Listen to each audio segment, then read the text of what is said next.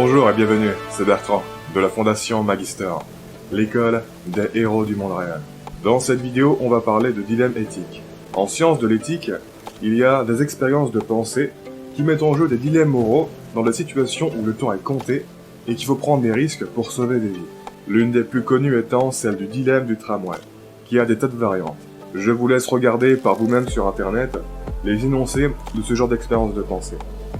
Mais en gros, dans tous les cas, on a le choix entre option 1, ne rien faire et laisser des gens mourir, et option 2, agir au risque probable de sacrifier une personne, mais sauver les gens qui allaient mourir si on faisait rien. Dit de manière plus abstraite, option 1, rester passif et laisser le mal arriver. Option 2, faire personnellement un moindre mal pour ne pas laisser un plus grand mal arriver. Ces expériences jouent essentiellement sur notre sentiment de responsabilité. En gros, quand on laisse le mal arriver sans rien faire, indirectement, on fait le mal, mais subjectivement, étant donné que on peut pas personnellement une action pour faire du mal, on se sent pas vraiment responsable. Inversement, quand on doit personnellement faire quelque chose de mal pour essayer d'empêcher un grand mal d'arriver, là, subjectivement, c'est dur. Les variantes de ces expériences permettent de plus ou moins brouiller notre sens moral et faire changer les choix qu'on prend pour résoudre les dilemmes. On peut imaginer par exemple des situations dans lesquelles on fait une mauvaise action, mais en ayant l'intention de faire du bien. Bref, récemment, on était en plein dans ce genre de dilemme dans la réalité, avec le coronavirus et ce qu'il fallait faire pour le traiter. Est-ce qu'il faut prendre des précautions ou est-ce qu'il faut tout tenter? Est-ce qu'il faut s'en tenir à la procédure ou est-ce qu'il faut outrepasser la procédure? Est-ce qu'il faut communiquer au grand public ou est-ce qu'il faut pas communiquer au grand public? Est-ce qu'il faut prendre le temps de bien faire les choses ou est-ce qu'il faut se presser?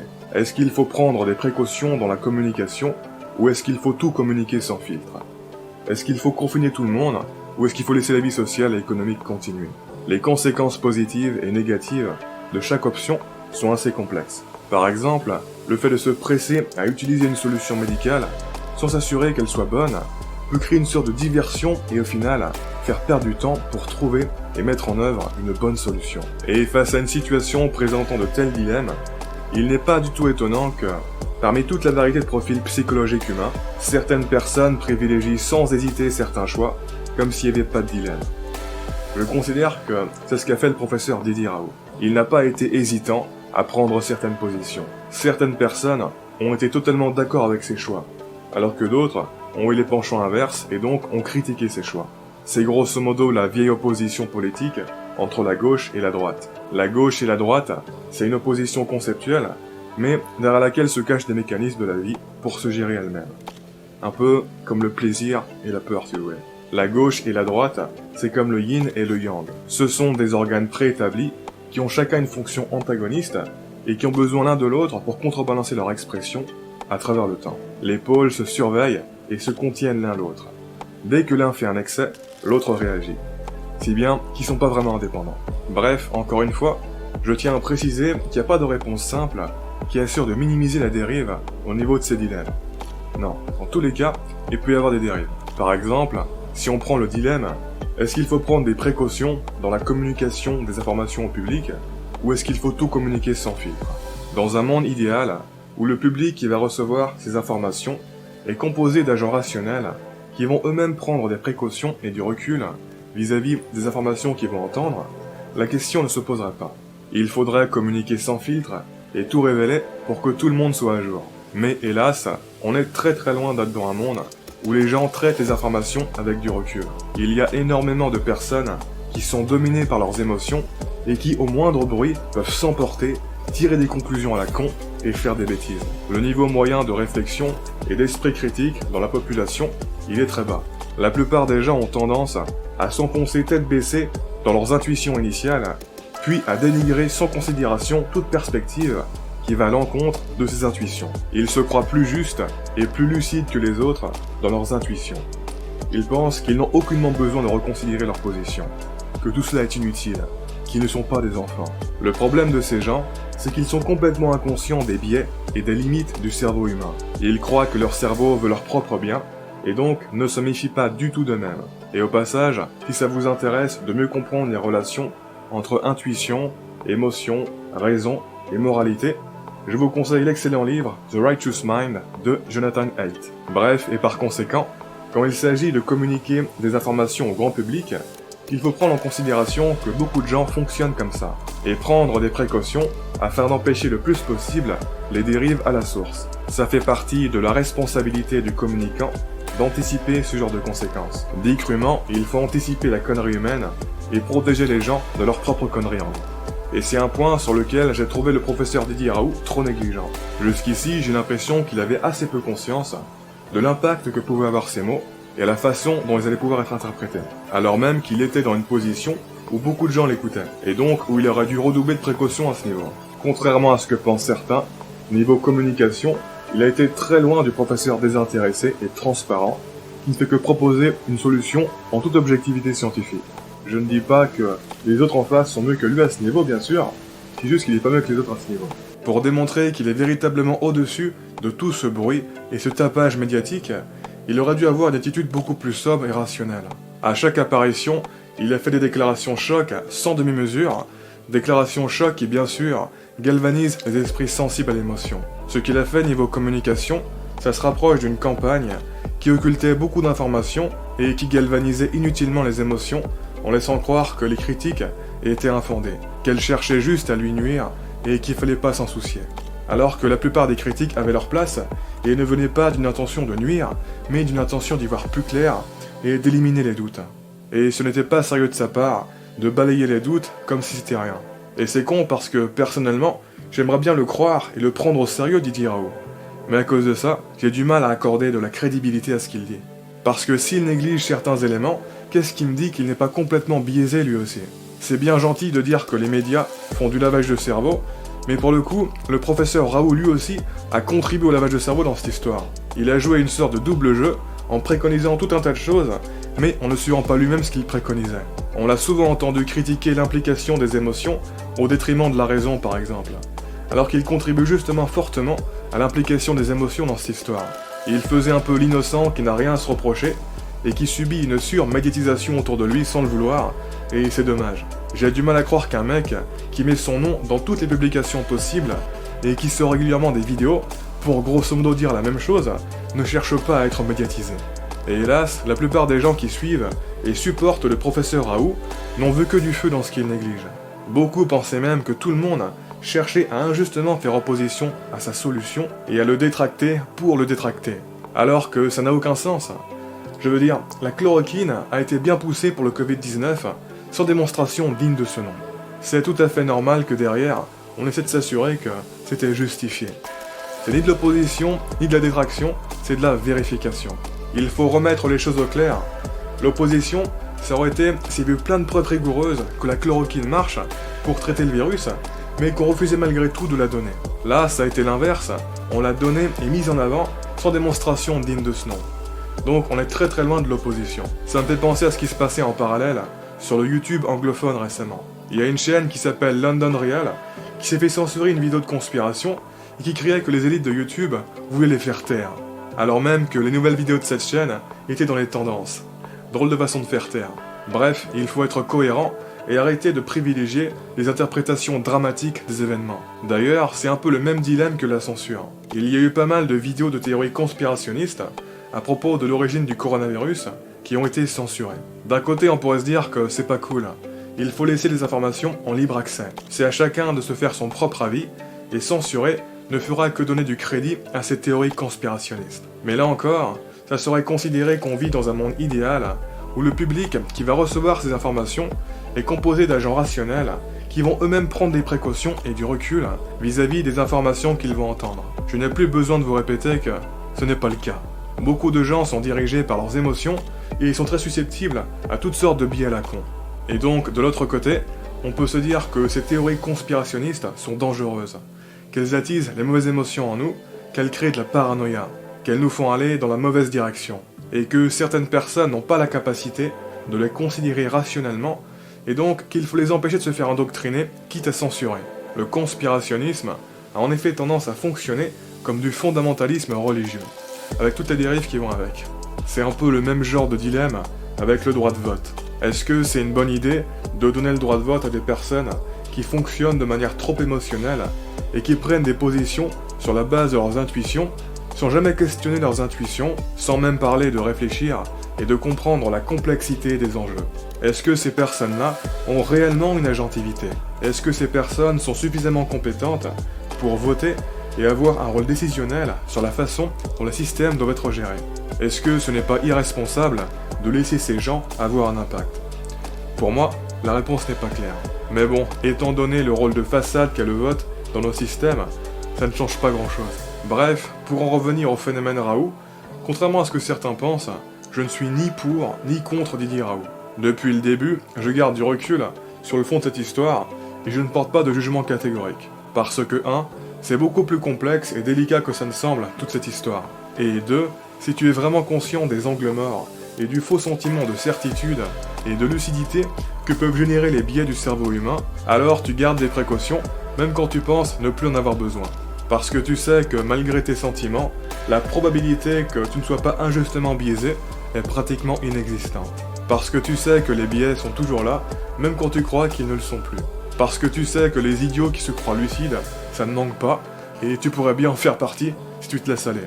Je veux dire, c'est un gros classique psychologique, le sentiment d'être sorti du brouillard de l'ignorance, alors qu'en fait on est entré dans un autre brouillard de l'ignorance. D'ailleurs, je ne sais pas si vous avez remarqué, mais le point commun de tout le monde dans cette histoire, c'est qu'ils se croient tous convaincus d'être les plus lucides.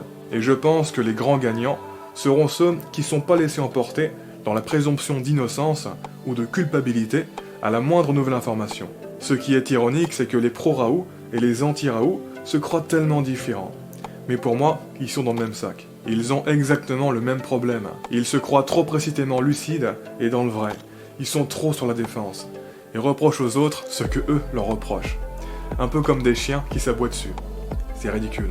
Le seul truc que je déplore depuis le début, c'est la réaction de beaucoup de gens qui le soutiennent ou qui le condamnent de manière convaincue en se basant essentiellement sur leurs intuitions ou des informations trop fraîches et en ne prenant jamais de recul.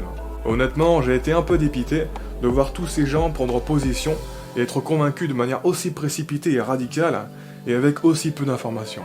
Ce n'est pas responsable de s'engager aussi facilement, et ça contribue fortement à toute l'hystérie générale. Toutes les vidéos que j'ai faites sur Didier Raoult, c'est essentiellement pour 2 raisons.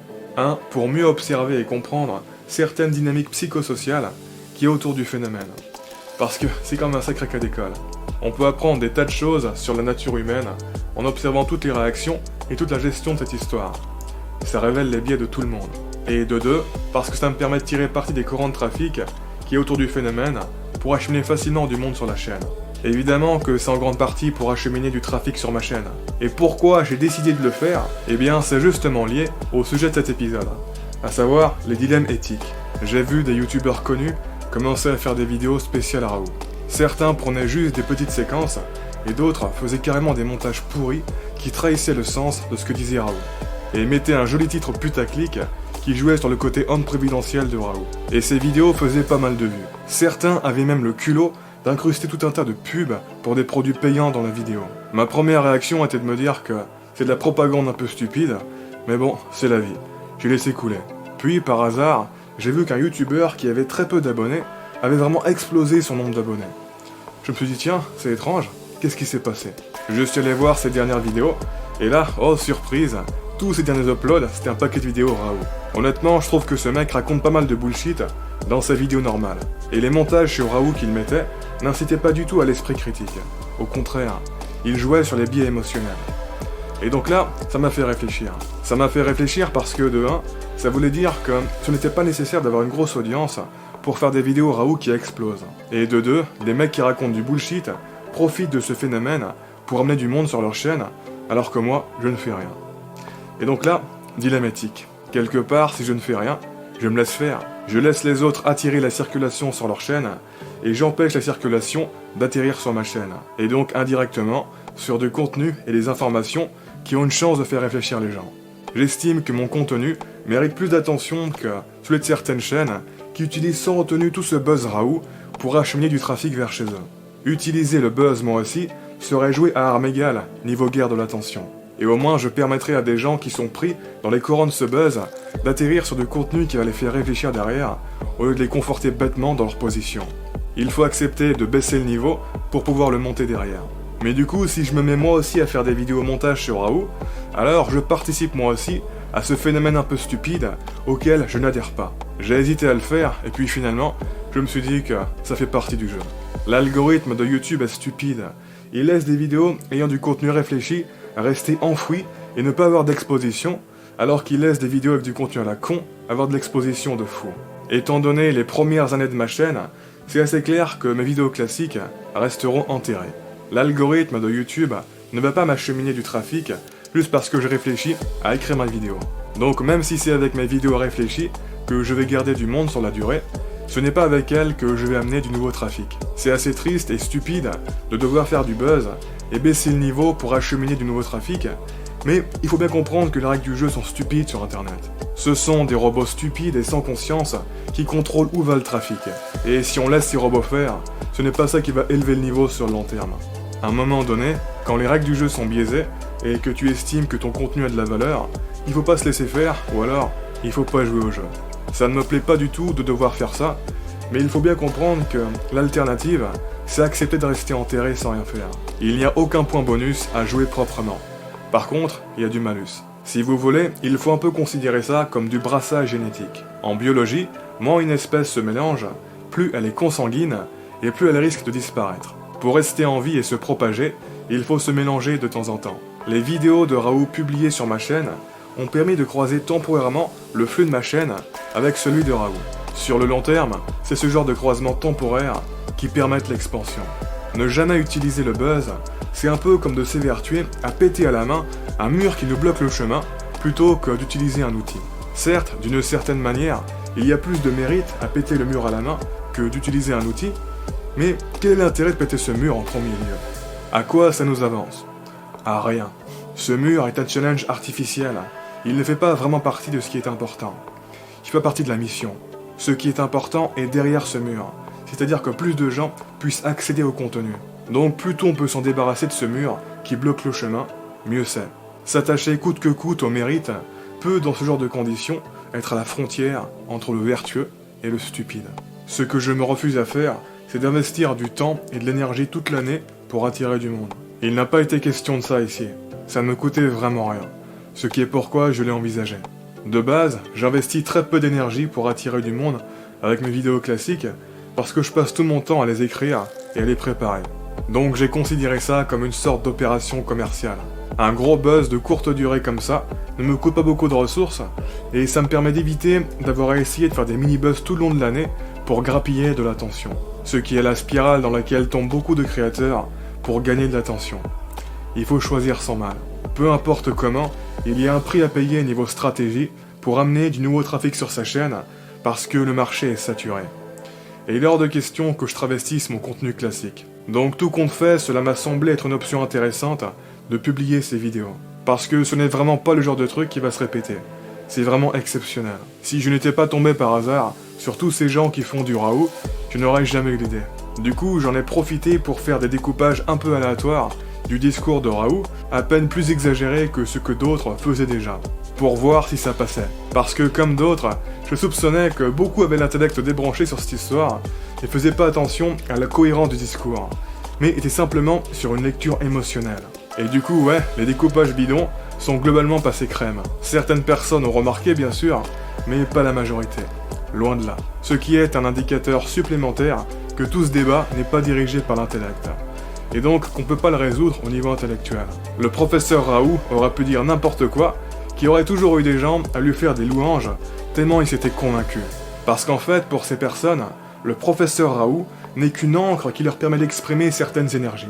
Contrairement à ce qu'on peut imaginer, toute cette histoire n'est vraiment pas à propos du professeur Raoult. C'est à propos de certaines énergies. Et ces énergies étaient chargées comme ça, bien avant toute cette histoire. Ces énergies profitent de toute cette histoire pour s'exprimer. De l'énergie émergent les idées, les positionnements, les défenses, etc. qui correspondent. Donc ça ne sert à rien d'agir au niveau intellectuel pour convaincre quelqu'un de changer d'idée. Tant que l'énergie associée aux anciennes idées reste active en elle, la personne ne changera pas. Et au passage, pour ceux qui ne connaissent pas bien ma pensée, mon utilisation du terme énergie se rapproche des termes émotion, humeur, esprit, force vitale et valeur. Valeur que l'on ressent à l'intérieur, qui nous attire, que l'on exprime et que l'on incarne. Valeur qui nous rassemble ou qui nous oppose. Intuitivement, les termes valeur et énergie sont conceptuellement distincts, mais je les associe pour mettre en évidence que les valeurs que l'on a ne sont pas statiques, mais que ce sont comme des entités qui ont leur propre vie à travers nous. Je parle davantage de ces dynamiques énergétiques dans l'épisode 190, mais en gros l'idée c'est que nos organismes génèrent continuellement certaines valeurs internes à exprimer, certaines énergies. Cette génération interne crée des besoins d'expression. En gros, à un moment donné, il faut que ça sorte. Et donc nos organismes doivent continuellement trouver des moyens externes de libérer les différentes charges énergétiques qui sont bien remontées. Et pour ça, on privilégie les encres les plus appropriées à la valeur qui nous passent sous la main. En l'occurrence, toute cette histoire sur le professeur Raoult est une encre sur laquelle beaucoup d'énergie qui existait avant se sont ancrées. Bref, je ne vais pas m'étendre plus que ça ici, on en reparlera un peu plus dans les épisodes suivants. Sur ce, comme d'habitude, je vous invite à vous abonner si ce n'est pas déjà fait, à partager cette vidéo et laisser un pouce bleu si vous l'avez apprécié, ça m'aide pour la visibilité. Quoi qu'il en soit, je vous remercie de m'avoir écouté jusqu'au bout, et je vous dis à très bientôt pour la prochaine vidéo. Ciao.